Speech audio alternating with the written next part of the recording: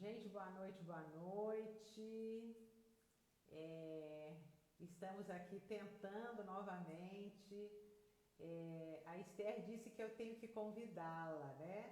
Ela que teria que entrar. Então eu não sei como é que eu posso fazer para que ela entre aqui. Como é que eu vou convidá-la? Ela está esperando Cláudia, Laís, Mara. Gente, ela disse que eu tenho que convidá-la, mas eu, Isabela, acho que ela que tem que me chamar, não é? Oi, Daiane, estamos aqui, ó. Vou mandar para ela, isso. A Esther, aqui, ó, vamos ver. Vamos ver se ela está entrando aqui. Está dizendo que ela não pode participar. O que será que está acontecendo aqui? Vamos ver. Heitor, boa noite.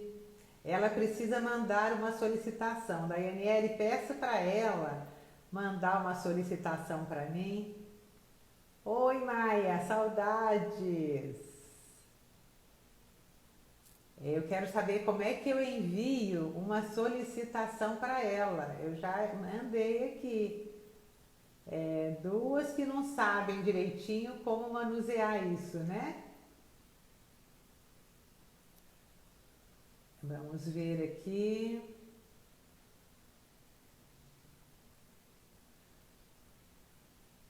Vamos ver agora se ela recebeu. Eu também estou com saudades. Ai, o Luan, cadê? Ah, Luan, você vai adorá-la. Você vai adorar. Estou pedindo, enviando aqui para ela. Ótimo, Daiane. Eu mandei também. A Bernadette, Jefferson. Tá sendo gostoso esse tempinho, né? A Esther tem que entrar e te pedir. Eu sei sim, eu estou esperando que ela faça isso. Peça para ela fazer. Ela manda a solicitação, aparece a opção. Saudade, Bernadette também. Também tô. Ela tem que me mandar. Eu não sei se ela já fez alguma live ou não, ou se é a primeira. Já solicitei. Vamos lá então. Ah, vai entrar. Transmitir ao vivo. Ótimo, vai dar certo. Ai, vamos ver agora, aguardando. Pelo menos já deu certo aqui. Vamos lá. Estamos mais próximos do que nunca. Preparem aí a canetinha. Oi, Esther.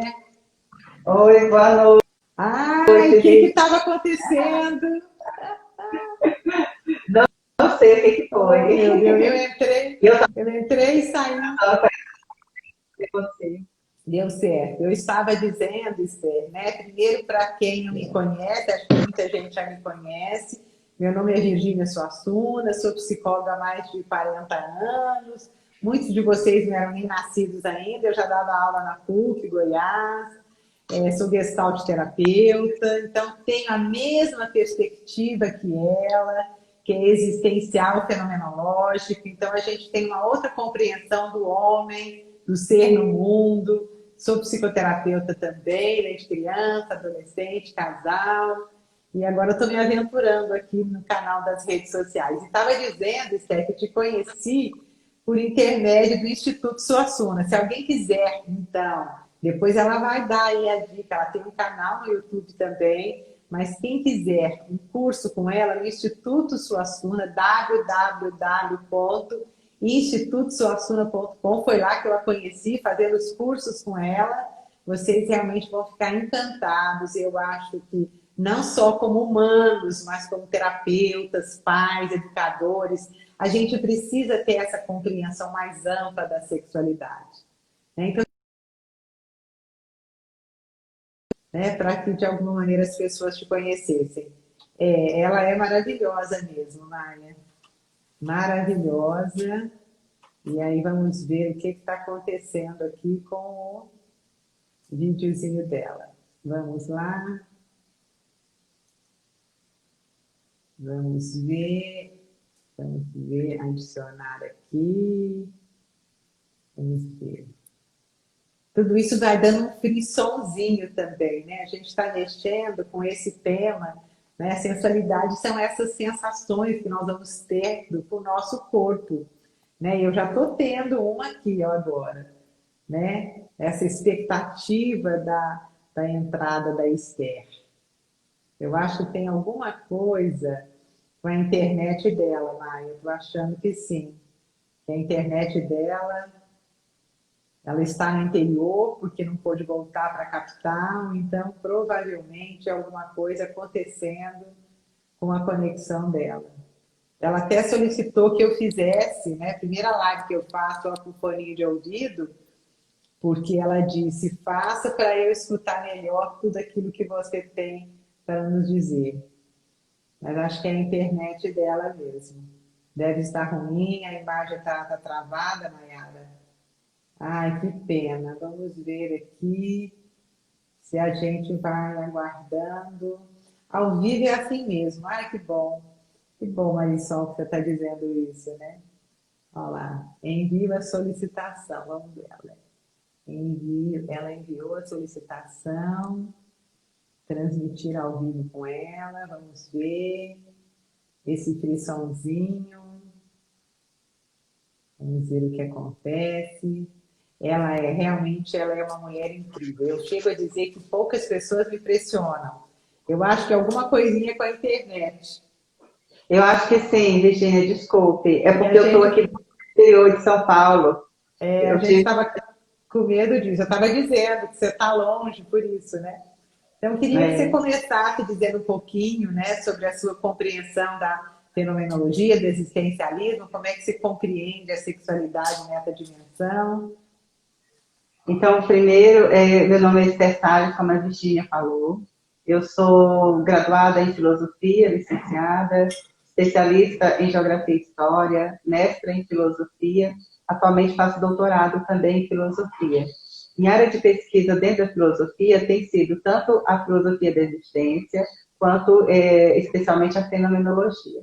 Então, ultimamente, eu tenho desenvolvido pesquisas sobre fenomenologia da sexualidade, analisando especialmente as obras de Edmund Husserl, que é o grande pai da fenomenologia, durante os anos de 1930, que é quando ele começa a pesquisar de fato sobre sexualidade e sobre a dimensão mais profunda da consciência, na perspectiva fenomenológica, que nós chamamos de generatividade. Para usar assim, um paralelo, né, para ficar mais fácil de compreender para quem não é da fenomenologia, a generatividade é como se fosse o inconsciente fenomenológico, né, entre aspas, né? É a dimensão mais profunda da consciência, que nós às vezes chamamos de inconsciente. E na fenomenologia a gente chama de generatividade, porque o conceito de generatividade é um conceito bastante amplo e complexo. E a gente vai poder falar um pouquinho sobre ele. Para o Husserl, a sexualidade se manifesta enquanto pulsão, uma pulsão sexual dentro dessa dimensão mais profunda da sexualidade, da consciência, que é a generatividade. Nessa dimensão, os fenômenos são manifestos, eles vêm à tona não simplesmente na particularidade de um eu subjetivo, de uma pessoa, mas eles aparecem, eles se manifestam quando existe a conexão, quando existe o contato, quando existe a relação com o outro. Então, para Husserl, a sexualidade não é um fenômeno intuitivo, um fenômeno que está preso a uma consciência particular e que você pode racionalizar e tomar consciência racional dela sozinho. A sexualidade ela é manifesta quando existe uma relação. Então, nunca você pode descrever, portanto, a sexualidade de uma forma plena, racional, porque ela não depende de um eu único para que ela seja manifesta exclusivamente na interioridade, ou seja, na imanência desse eu, né? Ela sempre se manifesta ali no contato, na relação. Então, ela não está presa nem a mim e nem a um outro. Ela é um fenômeno que aparece no encontro. No encontro de duas subjetividades, né? Duas, três ou mais, né? Vai ou saber, mais, né? No encontro de subjetividades. Né? Encontro de subjetividades. Por isso que o outro, ele nos atrai e, ao mesmo tempo, o outro nos causa aquele processo de ir ao encontro dele e, às vezes, de repulsa também. Porque a sexualidade é um fenômeno pulsional, né? Ele é uma pulsão. E eu faço um pouco de pesquisa sobre isso, e a gente hoje vai ter o prazer, né, de conversar sobre esses temas, falar um pouquinho sobre sexo, gênero, sobre o que significa sexualidade, né, sobre as perspectivas sobre isso. E vamos ter um momento para poder responder as perguntas, as dúvidas de vocês também. E é tão interessante isso que você está dizendo, né? A sexualidade é o encontro de subjetividades. E quando a gente está falando de subjetividade, a gente está falando da vivência subjetiva. Né? A fenomenologia fala muito da vivência, né? Subjetiva. Da vivência. Exatamente. Então, às vezes, um determinado objeto, para mim, ele tem um significado diferente do que ele tem para você. Então, às vezes, aquele mesmo corpo, para mim, a minha vivência com aquele corpo é absolutamente diferente da sua vivência com aquele corpo. Né? E por isso a fenomenologia coloca, né, que é importante a gente questionar se esses conceitos, né, teoricamente já dados, a prioristicamente dados, se eles conseguem abarcar a nossa vivência. Não é interessante? Às vezes você tem uma vivência natural de qualquer coisa na sua vida, mas quando você vai tentar explicitar a vivência por meio das palavras, elas são pobres. Né? Por isso que às vezes a gente usa a poesia, a música, para dizer aquilo que normalmente a gente não consegue dizer da nossa vivência. Né? E aí eu queria que você falasse um pouco dessa vivência da sexualidade. Né? Que aí tem o sexo, o gênero e essa energia subjetiva, que é o corpo que a manifesta, né? A Virginia tocou em pontos muito interessantes. Primeiro, a questão da linguagem. Quando você descreve alguma coisa, você tá fazendo um processo de racionalização e sistematização daquilo que você racionalizou. E na vivência, ainda mais vivências assim tão complexas como é a sexualidade, o afeto, o desejo, você não consegue racionalizar em plenitude. Toda explicação, todo conceito dado, ele é parcial, ele é limitado. Ele, além de ser limitado, é limitante. Porque ele vai pegar só uma parte da dimensão daquele fenômeno. E por que isso acontece? Porque, segundo Russell, por exemplo, a consciência humana tem 3 dimensões. A ativa, a genética e a generativa. A ativa, que é a dimensão da consciência mais superficial, ela é a consciência racional. E a sexualidade, ela manifesta originariamente, não é nessa dimensão racional, é na dimensão mais profunda, que é a generativa, que é quando são aquelas, digamos assim, aquelas camadas e estruturas da consciência formadas desde a vida uterina, dentro do útero da mãe, nos primeiros anos da infância, que você forma no contato com o meio, com o mundo ao seu redor. Então, não depende só da sua razão, está em uma dimensão muito mais profunda, na pulsão de vida. Sexualidade, em última instância, é essa força da vida, essa força que nos impulsiona a viver, a sair de dentro da nossa interioridade e ir ao encontro do outro, ir ao encontro do mundo, e a criar, a fazer, né? A produzir vida. Então, em última instância, é isso. E por isso que é importante salientar, né, Virginia, que o ser humano, ele não é um ser, digamos assim, etéreo, uma subjetividade, uma mente no espaço vazio. Não, ele é um ser encarnado. Um ser concreto. É uma subjetividade encarnada num corpo. E esse corpo está dentro do mundo, no tempo e no espaço. O ser humano é um ser sexual dentro do tempo e do espaço. Um ser na sua totalidade. Quando a gente fala sexo e gênero, por exemplo, nós estamos falando de dimensões específicas deste ser total, deste ser concreto, deste ser encarnado no mundo, que tem tanto a sua dimensão subjetiva, da consciência, quanto a sua dimensão material, física e corpórea. Então, a gente não é só uma coisa ou a outra, nós somos um conjunto de um todo. Nós somos corpos subjetivos, encarnados no mundo, e vivemos neste mundo em relação a outros seres. Essas conexões com os outros seres humanos nós chamamos de intersubjetividade. E a sexualidade vai se manifestar aí, na conexão intersubjetiva. Entre eu e o outro, entre eu e outrem, entre o outro e eu mesma. E nesse processo a gente vai se conhecendo melhor, né? Porque a gente se conhece através do que o outro nos provoca, do que o outro nos desperta também.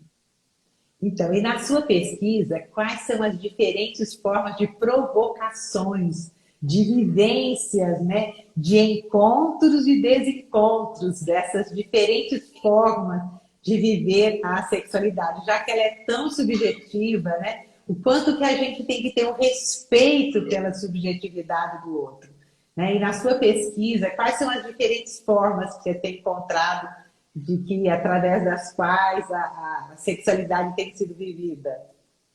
Interessante a pergunta, porque aqui a gente vai entrar dentro do aspecto de um tema que nós tínhamos comentado esses dias, sobre o ôntico e o ontológico. Isso. Uhum. Né? Quando se fala em sexualidade, o que seria o ôntico e o que seria o ontológico? Primeiro, é importante nós sabermos que, nós já falamos, nós somos um todo, um ser concreto no mundo. E nós temos a dimensão ôntica, que é digamos assim, as dimensões ônticas, e a dimensão mais profunda, que é o ontológico. O ontológico é o sentido mais profundo desse ser. É o sentido mais profundo deste ser. Quando você faz aquela pergunta fundamental, quem eu sou? Você está fazendo uma pergunta ontológica. Qual é o sentido profundo do ser? E a sexualidade originária, essa força da vida, ela é ontológica. Ela dá sentido para o nosso ser, para ele viver através do mundo. Isso é muito importante salientar. E existem elementos da sexualidade que estão ligados a essa dimensão mais profunda que é ontológica. Por exemplo, quando nós falamos sobre orientação sexual. A orientação sexual, ela está ligada a essa dimensão ontológica profunda. Por isso que uma pessoa, ela não pode escolher a orientação sexual dela. Dizer simplesmente assim, eu não quero hoje mais ser homossexual, a partir de amanhã eu sou hétero. E vice-versa. Não é uma escolha ôntica, como, por exemplo, a cultura é ôntica, a roupa que você usa é ôntica, a cor do cabelo é ôntico. Mas a orientação sexual não é ôntica, ela é mais profunda. Ela está arraigada, enraizada no ontológico. Então, assim, a orientação sexual é algo muito profundo. Por isso que não tem validade científica e filosófica uma terapia, por exemplo, que teria por objetivo corrigir a orientação sexual de alguém. Não tem fundamento. É um absurdo, né, Virginia? Absurdo. E tem gente que acredita, né? Tem gente que acredita, né? Que de repente a pessoa vai lá, e tem psicólogos que se propõem, né, a corrigir.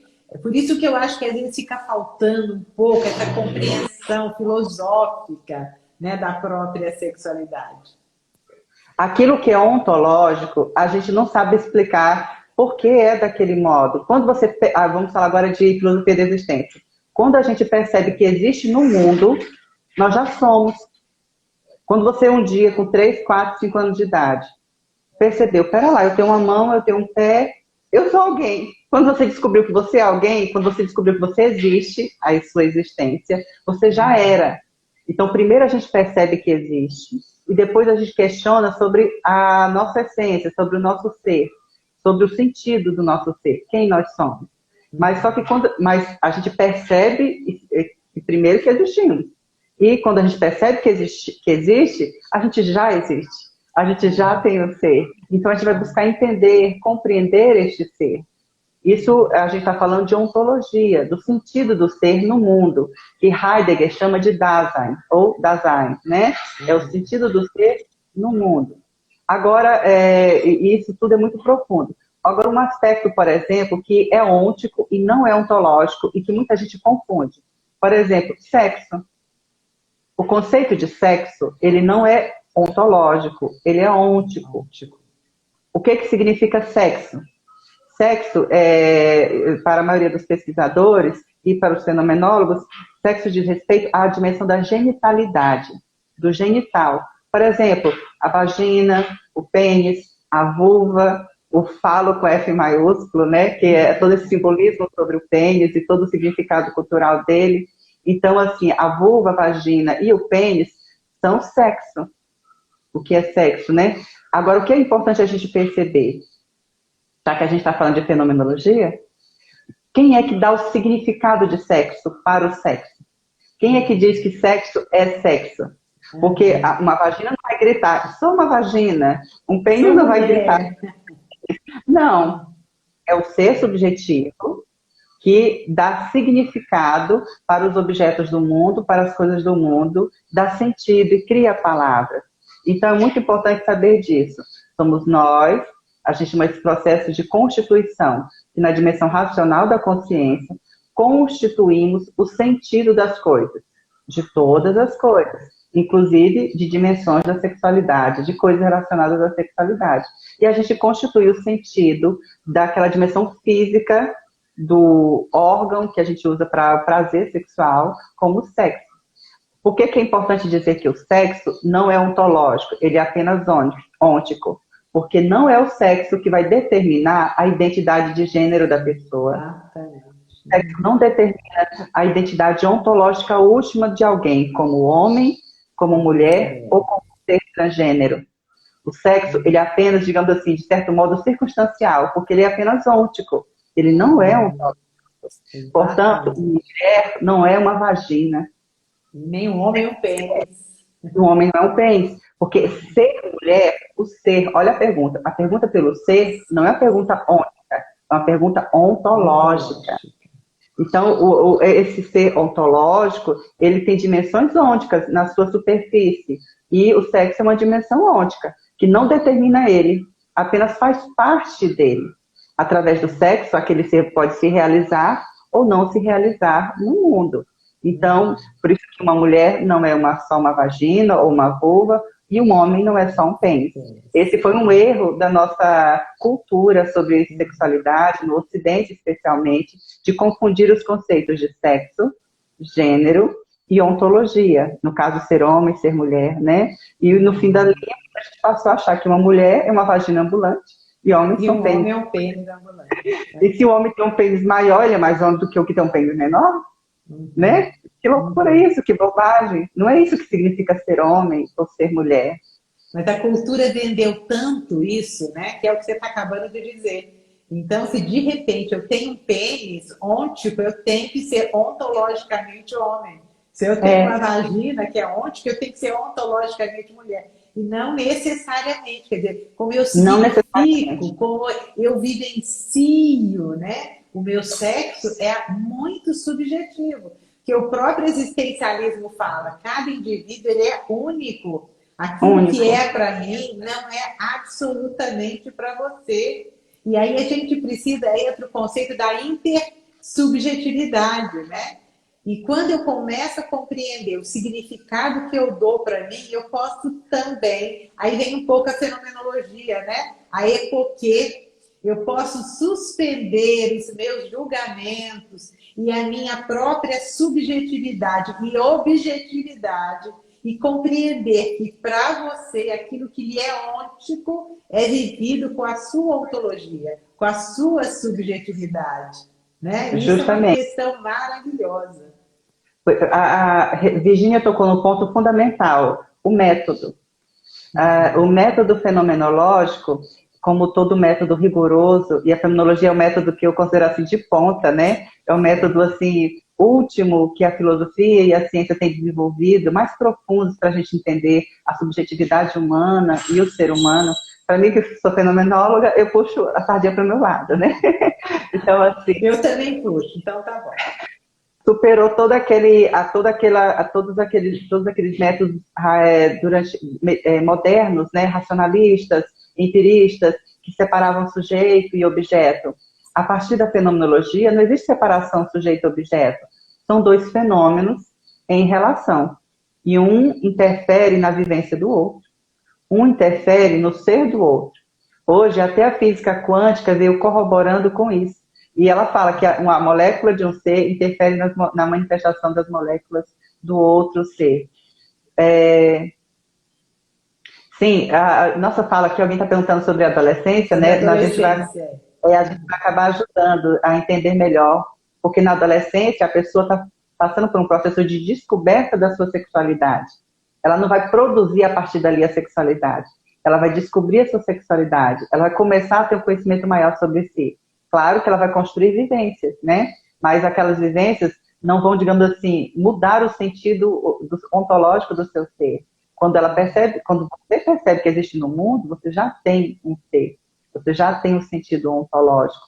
E as dimensões da sexualidade, que são ontológicas, já tem seu sentido. Não é uma coisa pronta e acabada, mas já tem o horizonte ali, já, digamos assim, o horizonte já está indicado.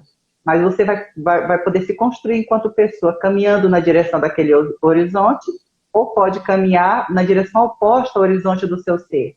Quando a gente caminha na direção oposta ao horizonte do nosso ser, a gente vai criando processos de adoecimento psíquico. A gente vai construindo processos de desconstrução. Esses processos que desconstroem a nossa identidade ontológica causam profundo sofrimento nas pessoas. É por isso que você vai ver homens, às vezes, que são bissexuais ou homossexuais, que foram educados para serem heterossexuais e que eles, no fundo, sentem que são diferentes, mas eles tentam viver aquele personagem que a sociedade construiu sobre eles. São pessoas que sofrem profundamente. E, às vezes, esse sofrimento é tão profundo que ele não sabe como lidar com aquilo e acaba descontando na outra pessoa, que ele vê que é um homossexual ou que é um bissexual, e acaba fazendo aquele processo de reproduzir no outro aquilo que está mal resolvido nele. Porque ele está caminhando na direção oposta do seu ser. Isso é importante salientar. E não é uma escolha da pessoa.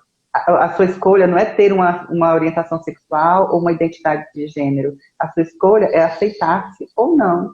Reconhecer-se, construir um processo de amor consigo, de respeito e de aceitação, ou construir um processo de agressão e violência com o seu próprio ser. E com o outro, né, que você educa e com quem você convive.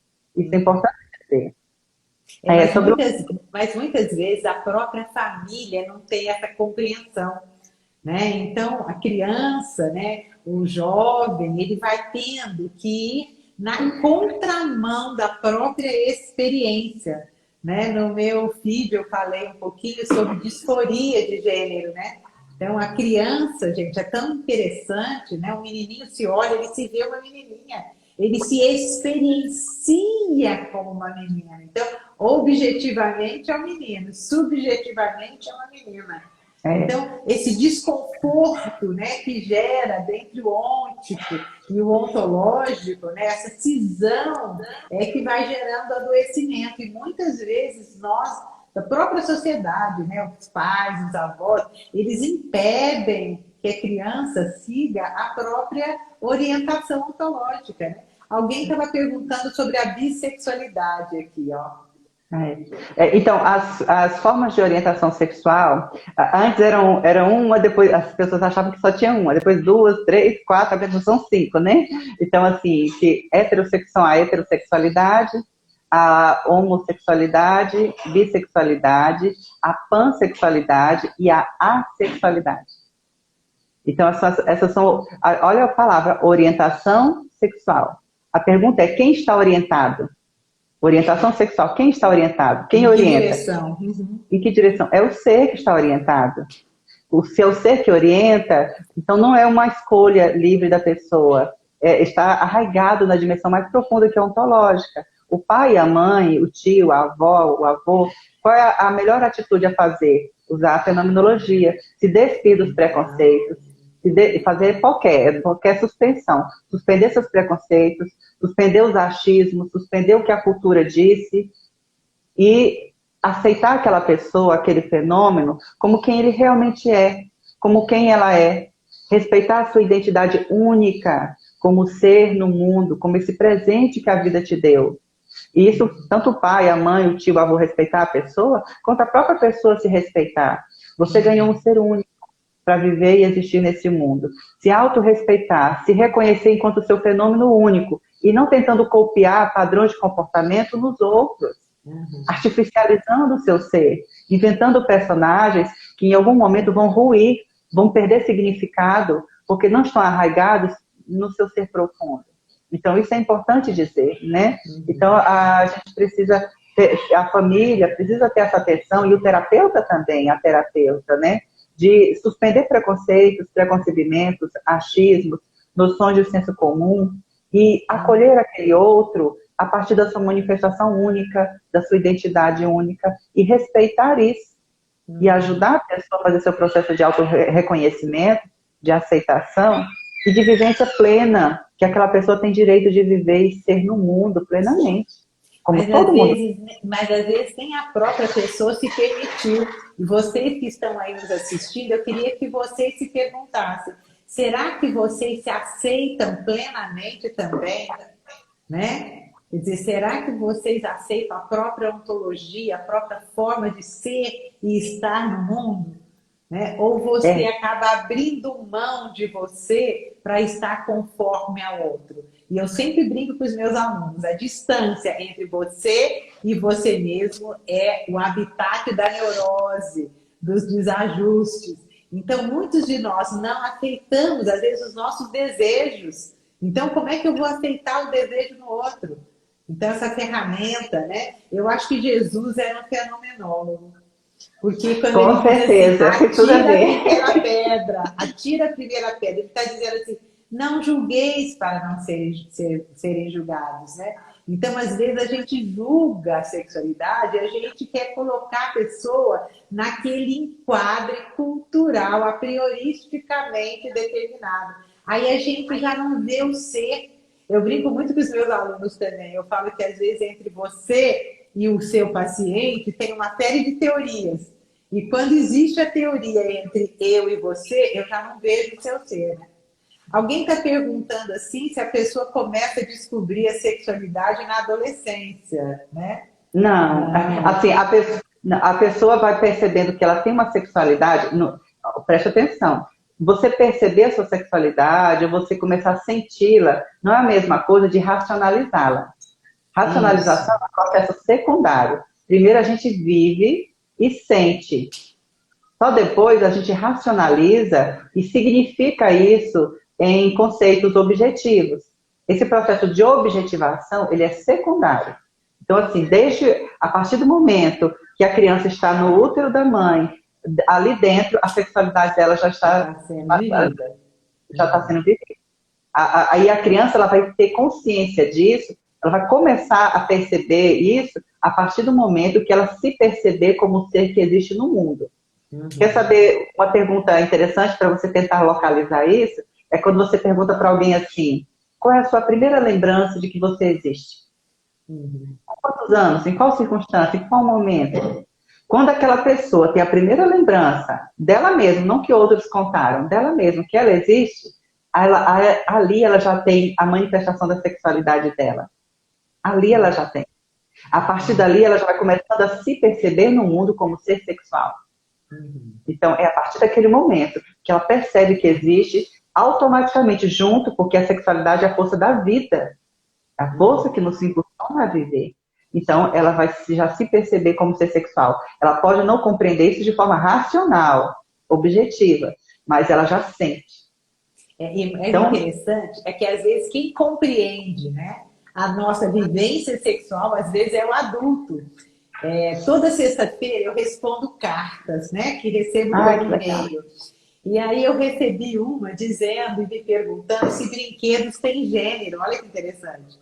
Então, amanhã no meu feed eu vou falar, gente, brinquedos não têm gênero. Então, é interessante, porque às vezes o menininho é um pai machista que não quer que o menino brinque com boneca. Então, olha, quando ele está ali brincando com o boneco, o pai está dizendo, você é menos homem.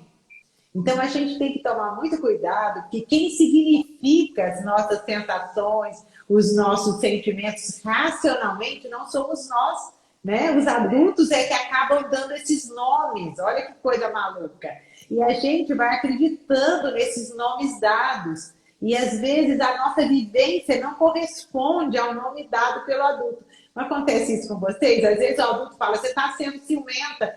Não é a sua experiência, não é de ser ciumento, mas alguém está dizendo.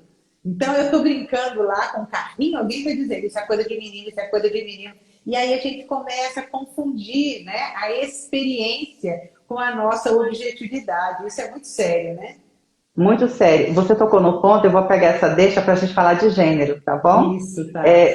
Fala de gênero, a gente significa gênero, né, já constitui o sentido do gênero, geralmente como feminino e masculino. E na nossa cultura tão deturpada, tão atrasada, que nossa cultura é muito atrasada quando se fala de sexualidade. Tem uma pergunta aí sobre essa questão do tabu. Por que não se ensina sexualidade na escola, etc.? Não se ensina, geralmente, porque existe um tabu cultural de que se as pessoas realmente estudarem sobre sexualidade, elas vão quebrar com uma série de estruturas sociais construídas, que são estruturas de poder e de dominação. Dentro dessa, e tornar a sexualidade um tabu vai manter o sistema de opressão do machismo, da heteronormatividade compulsória, dessa estrutura de perversão sexual que a gente tem para favorecer política e economicamente um grupo muito restrito. Então, quando a gente começa a transformar a sexualidade em tabu, significa impedir que as pessoas estudem sobre ela, conheçam verdadeiramente como é e se aceitem plenamente. Porque se você fizer isso, você vai descobrir que as pessoas são plurais, que a vivência sexual é plural. Na verdade, cada pessoa é única e cada sexualidade é única. O que a gente faz muitas vezes é associar manifestações semelhantes de sexualidade e significa um nome para aquilo, para nos ajudar a compreender melhor. Por exemplo, as orientações sexuais, a gente diz que são essas 5, hétero, homo, bi, pan e assexualidade, como uma forma de significar, de simbolizar aquilo para facilitar a nossa compreensão. Mas, na prática, cada pessoa vive a sua orientação sexual de modo único, porque cada ser é único no mundo, né? Então, por exemplo, quando na nossa cultura que deturpa o sentido original do ser, diz assim para o menino, desde criança, você não pode chorar, o pai diz para o menino, né? Você não pode chorar, engole esse choro, homem não chora, se chorar eu vou te bater, aí vem com um cinto e bate na criança se ela chorar. O que esse pai está querendo dizer para esse filho? Preste atenção, ele é um ser ontológico, mas dentro desse ser tem a dimensão do gênero, que é o feminino e o masculino. Quando o pai diz assim, não pode chorar, o pai está dizendo, em outras palavras, negue o seu feminino. Você não pode ser sensível. O que o pai está fazendo com aquela criança? Está matando uma dimensão do ser daquela criança. Ao matar aquela dimensão do ser, ou ao reprimir aquela dimensão do ser, ele vai criar uma violência profunda na interioridade daquele ser, na imanência daquele ser. A pessoa vai criar o quê? Se ela aceita aquela palavra do pai como verdade, e se aquilo é absorvido por ela, ela vai criar consigo mesma um processo de violência profunda. E vai fazer isso com os outros também, né? E vai reproduzir isso com outros, porque ele vai reproduzir isso culturalmente. Vai acreditar que isso é uma verdade, e não é uma verdade, é um senso comum, é uma fantasia, uma criação artificial, cultural e com um objetivo específico para ele. Né? Se a gente estuda Michel Foucault foi um filósofo muito interessante e ele passeou por várias searas. Passeou pela fenomenologia, passeou pelo marxismo, passeou pelo construtivismo e ele criou uma filosofia, passeou muito por Nietzsche, pela genealogia nietzschiana, e ele criou um método chamado arqueologia, né? Arqueologia genealógica. E Foucault faz um estudo profundo e sobre quando foi que a sociedade ocidental começou a normatizar comportamentos sexuais e a criar padrões muito fechados e a legislar sobre isso.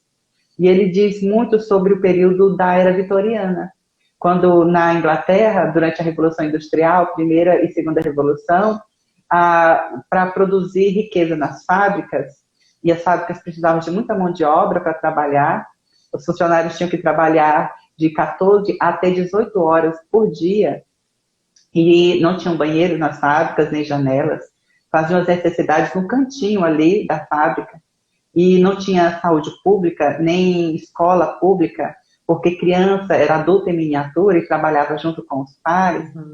E as pessoas, então, por terem uma péssima condição sanitária e extenuantes horas de trabalho, com péssimos salários, e essas pessoas não estão falando do proletariado, elas morriam muito cedo. A expectativa de vida variava entre 34 e 44 anos de idade. Então, eles perceberam que precisavam repor mão de obra muito rápido, porque as pessoas morriam muito cedo. E qual era o problema? Havia muitos casais homoafetivos, muitos casais de lésbicas também, eram menos, mas existiam, muitos casais homoafetivos.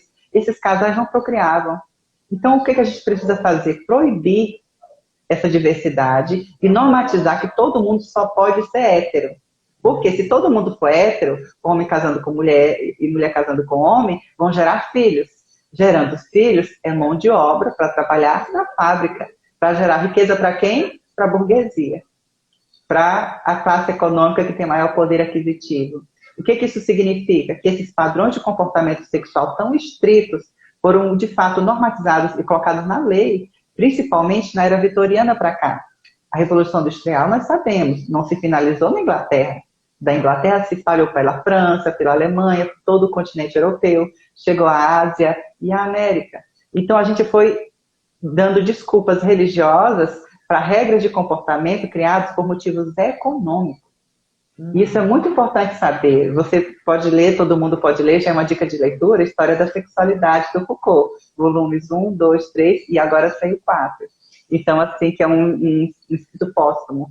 Então, assim, é muito interessante a gente pensar sobre isso, né? E Foucault flerta muito com a fenomenologia russeliana, heideggeriana.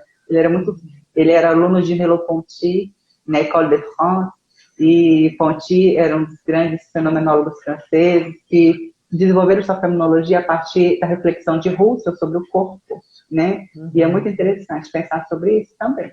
Muito. E aí eu estou pensando assim, tem algumas alunas minhas aí, né? Por isso que somos gestalt terapeutas, porque a gente estuda muito essa possibilidade dessa compreensão da subjetividade. Eu sempre digo muito para elas, né? Na clínica, a clínica me ensinou muito, a clínica me ensinou a respeitar a subjetividade do outro. E muitos casais, eles têm várias formas de viver a sexualidade. E muitos terapeutas não têm ouvidos para ouvir essas dimensões, né? Então, às vezes, naquele corpo reside uma multiplicidade de sensações.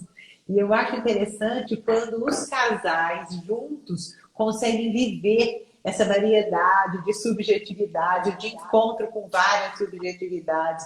E conseguem respeitar ser felizes, gente. Tem coisas, às vezes eu chego na faculdade e comento, eu falo... Olha, eu fico encantada com a capacidade de vivência subjetiva e de amar, né? Outro dia eu fiz uma live muito interessante também, está no meu feed com a Beatriz Cardella. Ela fala que amar é sair da verticalidade. Amar é uma inclinação, é ir em direção ao outro, daquela forma como ele se manifesta. E ela diz que amar é se desarrumar. Olha que coisa linda, ela brinca assim, e essa é uma definição... ninguém faz amor e fica arrumado do mesmo jeito, né? Então, para a gente... Movimento, contato, se modificar pelo outro e o outro deixar que você modifique o outro também. Porque a intersubjetividade é isso, é uma conexão entre dois ou mais seres, no qual, quando você deixa o outro penetrar dentro de você, dentro da sua essência, do seu ser, o outro vai mudar algo em você, e você muda algo no outro. Uma parte do outro vai fazer parte de você, uma parte de você faz parte do outro, daquilo que é possível construir em si e no outro. Então, assim, você se desarruma e se reconstrói através dessa relação. E se arruma, né? Desarruma para se arrumar. Ela diz que o amor é o esvaziamento de si. Né? Então, quando a gente está falando da fenomenologia, que a gente está falando da epoquê, olha como vai fazendo sentido, né? A gente vai costurando esses conceitos. Esvaziar-se de si é amar. Então, esvaziar-se dos seus conceitos, dos seus a priori, para receber o outro daquela maneira que ele se mostra. E muitos casais não têm intimidade por isso, né? Porque quando alguém vai fazer a striptease psicológica, né? Eu adoro esse termo, né? Alguém vai fazer striptease psicológica, ele vai se mostrar exatamente do jeito que ele vivencia, o outro se assusta. Imagine você fazendo striptease e alguém assustando com você. Você se veste. Então, muitas vezes a gente se traveste de personalidades que não somos, né? Que não somos, para agradar a sociedade, para agradar os outros. Esse é um problema muito sério, por exemplo, em casais em que um dos parceiros é crossdress, né? Isso é um problema, por exemplo. Vamos supor, o homem naquela relação, ele gosta de usar roupas femininas no ato sexual ou no prazer íntimo, e aquilo o excita. Ele não quer parecer uma mulher ou ser uma mulher, mas aquela vestimenta feminina ou aqueles acessórios vão despertar o prazer sexual daquela pessoa. Mas às vezes a parceira não entende isso. Ela vai achar que a orientação sexual do parceiro é outra, ela não vai percebê-lo como heterossexual, ou então vai querer desconstruir a imagem dele como homem. São erros do nosso preconceito, do senso comum, da vulgaridade que nós temos em relação ao ser humano que somos, que o outro é. Então, assim, isso atrapalha o relacionamento, porque você não está aceitando aquela pessoa na sua plenitude. E, por consequência, você também não está se revelando plenamente também, né? A gente já percebe que é uma pessoa que está travada sexualmente. E aceitar-se e aceitar o outro é algo que constrói relações verdadeiras e sólidas. Gabriel Marcel é um autor muito importante para falar disso. Ele não fala de sexualidade, ele fala de corpo e de intersubjetividade, mas tem tudo a ver com sexualidade, porque ali deu pé para Merleau-Ponty. Merleau-Ponty estudou muito Marcel, e para as discussões de sexualidade. Gabriel Marcel fala assim que a gente carrega muita máscara para viver na sociedade.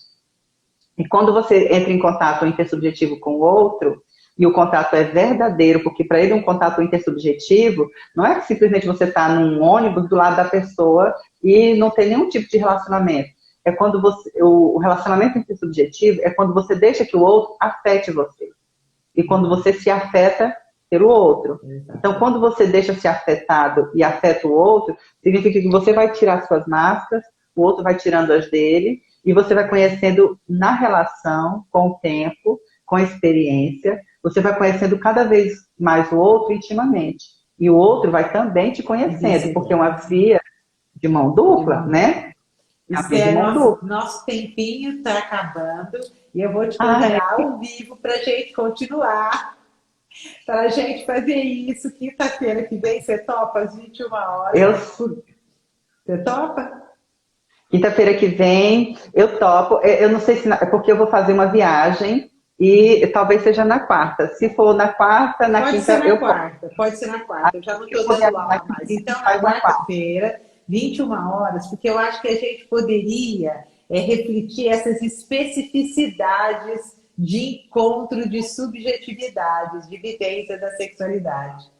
Né? Tem muita coisa bacana para a gente refletir, analisar. Tem muita coisa. Eu não vou te deixar, você não está entendendo. Olha, gente, tem aí 4 minutinhos, uma pena a gente ter que terminar aqui, mas eu queria muito que você falasse do seu canal, onde é que eles podem te encontrar. Mandem perguntas, quarta-feira que vem, 21 horas, estão marcadas novamente. E a gente vai falar das especificidades. Agora, para finalizar, eu quero te agradecer e quero deixar o espaço para você falar do seu canal. Onde é que eles te encontram? Além do Instituto Suassuna, né? Que o curso dela está lá.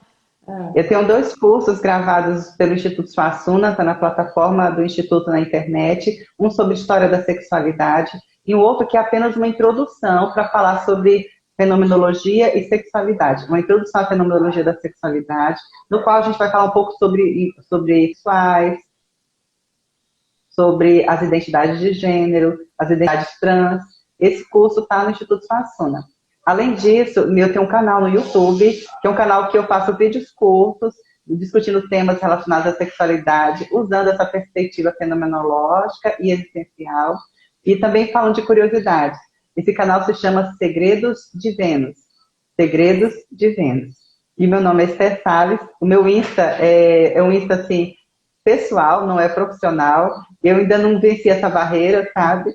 Tá vencendo, eu vou te fazer vencer. Mas eu posto questões profissionais também no Insta, mas a maior parte do conteúdo ainda é pessoal. É o Insta Esther9269.